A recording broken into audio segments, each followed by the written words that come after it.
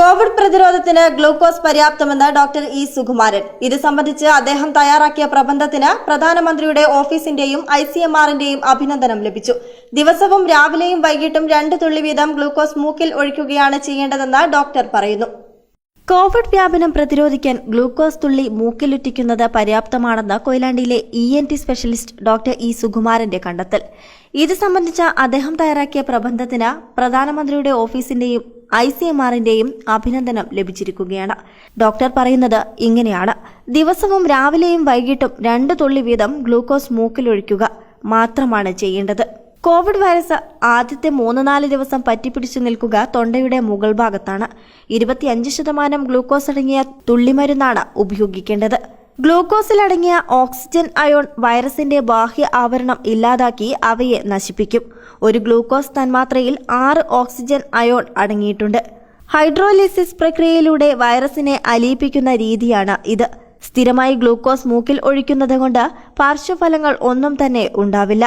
Allergy, തുമ്മൽ തുടങ്ങിയ അസുഖങ്ങൾക്ക് ഡോക്ടർമാർ സാധാരണ നിർദ്ദേശിക്കുന്നത് ഗ്ലൂക്കോസ് തുള്ളി മരുന്ന് മൂക്കിൽ ഒഴിക്കാനാണ്.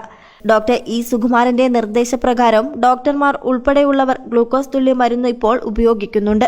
2 തുള്ളി വീതം 2 മൂക്കിലും ഒഴിക്കുന്നതിലൂടെ കൊറോണ വൈറസിന്റെ കേന്ദ്രസ്ഥാനമായ തൊണ്ടയിൽ വെച്ച് തന്നെ അത് നശിപ്പിക്കപ്പെടുമെന്നതാണ് ഡോക്ടർ പറയുന്നത്. ഇതൊരു ചികിത്സയല്ല. ഈ വൈറസിനെ ഈ മൂക്കിൽ തന്നെ വെച്ചിട്ട് ആദ്യത്തെ 3-4 ദിവസം അവിടെ തന്നെ വെച്ചിട്ട് അതിനെ നശിപ്പിക്കുക എന്നുള്ളതാണ് ഉദ്ദേശം. അതിന് മൂക്കിനൊരു ഈ കൊറോണ വൈറസിന് ബാഹ്യമായിട്ടുള്ള ഒരു ആവരണം അതിനെ നശിപ്പിക്കലാണ് ഈ ചികിത്സാ രീതിയുടെ പ്രധാന ഉദ്ദേശം. അതിനെ നശിപ്പിക്കാനുള്ള ഏറ്റവും നല്ല സാധനം വാട്ടർ മോളിക്യൂൾസ്, അത് H2 അതിലുള്ള അടങ്ങിയിട്ടുള്ള ഓക്സിജൻ അയോണാണ് ഈ വൈറസിനെ നശിപ്പിക്കുന്നത്. അത് നമ്മൾ സാധാരണയായിട്ട് ഉപയോഗിക്കുന്ന ഹാൻഡ് സാനിറ്റൈസേഴ്സ് മുഴുവൻ എല്ലാത്തിലും അടങ്ങിയിരിക്കുന്നത് വെള്ളത്തിന്റെ അംശങ്ങളാണ്.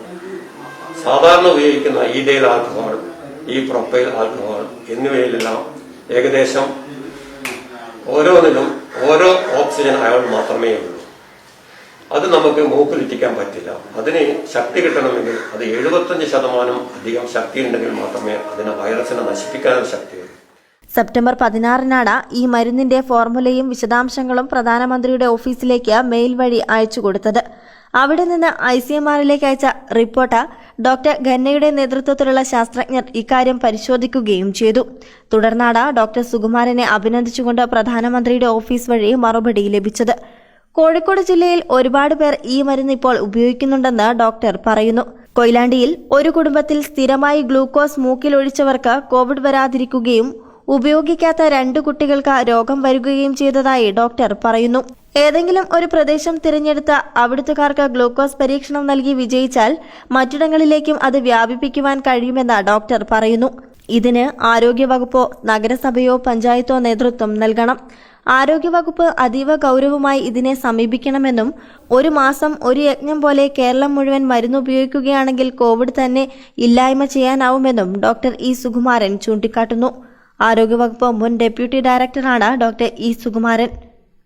News bureau, Koyilandy.